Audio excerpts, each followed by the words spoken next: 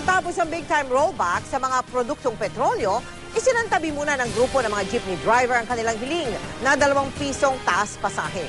Ayon din sa Land Transportation Franchising and Regulatory Board, posibleng walang maging dagdag pasahe hanggang matapos ang taon. Nakatutok si Julius Segovia. Sa gitna ng pagdagsa ng mga pasaherong bumabiyahe ngayong undas, isinantabi na muna ng mga tsuper ang petisyon nila para sa 2 pisong dagdag pasahe sa jeep. Kasunod na rin ng malaking bawas presyo sa petrolyo.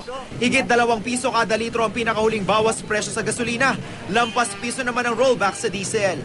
Pero giit ng pasang Mazda at Akto, isinasantabi lang daw nila at hindi iniaatras ang fair hike petition. Patuloy pa rin daw silang magbabantay sa presyo ng krudo sa world market. Alam mo naman yung mga yan, hindi nagpapatalo yan eh. Kung ang in-rollback nila ngayon 135, the other week is 35, pagtiran yan, titsakin ko sa inyo, pag hirit niyan, baka 250 naman kagad ang kanilang increase. Normal lamang naman na walang pagtaas ng pamasahe na hihilingin namin sa ngayon. Kung LTFRB ang tatanungin, wala raw asang taas pasahe sa jeep hanggang matapos ang taong ito.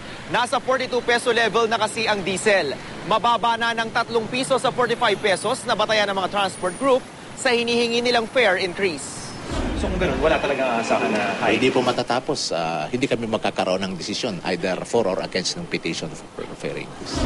Bagay na ikinatuwa ng mga pasahero. Regalo sa amin na huwag tumaas yung pamasahe.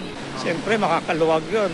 Wala ring taas pasahe sa bus ayon sa LTFRB. Hindi raw pwedeng samantalahin ng bus operator sa drivers ang pagkakataon para magtaas ng singil ngayong undas. Pero ayon sa LTFRB, mas marami raw silang natatanggap na ulat ng undercharging.